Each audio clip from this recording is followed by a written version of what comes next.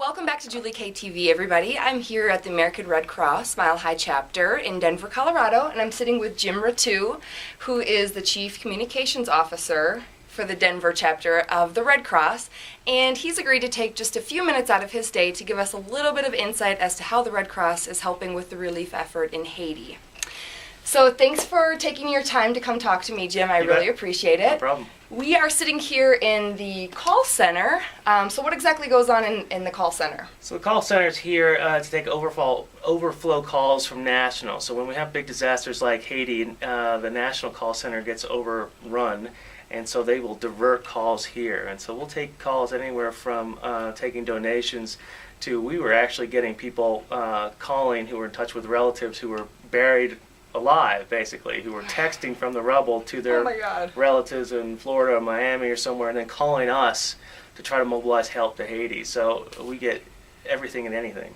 So the people who are buried, you can get direct assistance to them exactly to try and help them? No, it's not that easy because the communications to Haiti is not that great. But we were able to we were trying to find creative ways to alert people. So for example, we might alert our Western coordinator who has friends in Dominican Republic who can then get to Haiti, or through Panama who can get to Haiti, that kind of thing.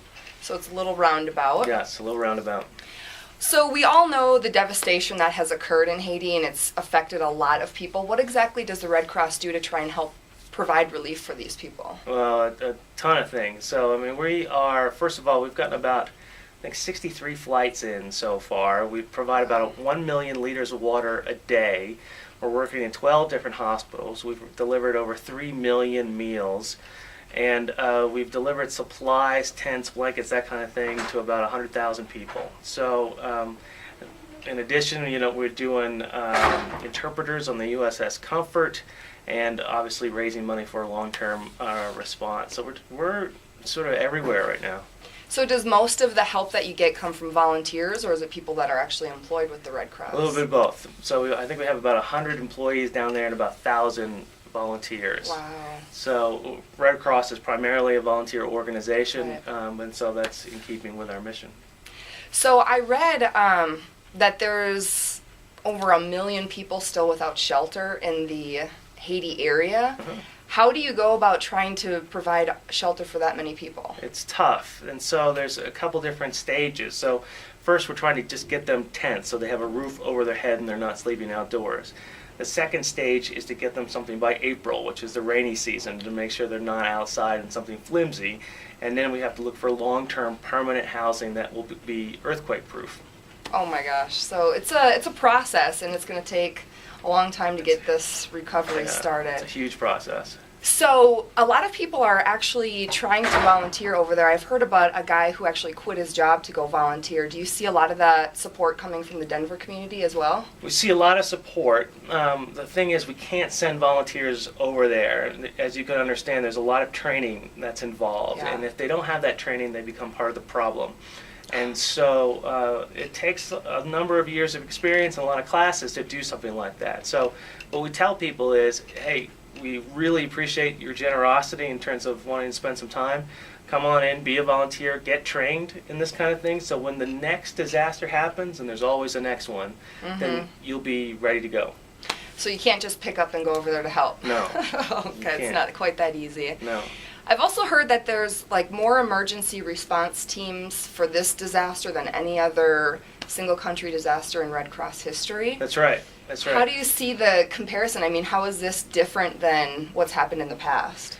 Well, it's the largest single country deployment of the Red Cross ever internationally in single country. So we had a huge deployment with the Asian tsunami, but that was 14 countries. This is just a single country. And so that's one of the reasons it's isolated to Haiti. And that's why you're seeing such a big response to one country alone. Okay. Wow. So if people can't just get up and volunteer, I know a lot of people want to find ways to help.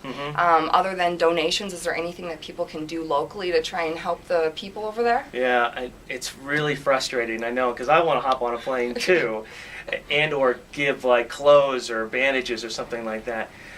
donating physical goods is actually not effective, and the reason for that is because it costs so much to handle and ship it over there that it's often, the shipping and handling is often more than the value of the goods themselves. So for example, it might cost $1 to ship a can of soup over there. Now if I had that dollar in cash, I could buy a gallon of soup on the ground, and that money would go back in the Haitian economy. So as frustrating as it is, donations, financial donations, is still the best way to go.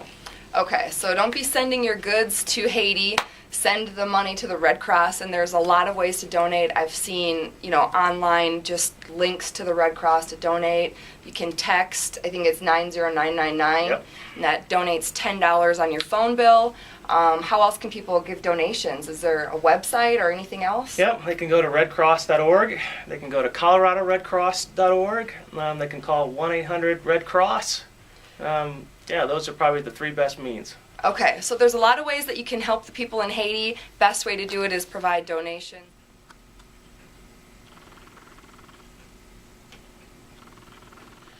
Okay, so what else can people do, or what else should people know about the Red Cross in general, or the relief effort in Haiti, or any other efforts? So I want people to understand that this is not a short-term relief effort, that we're going to be there for years, and that they shouldn't forget about us when the cameras go away. So to continue their donations and their support for years to come.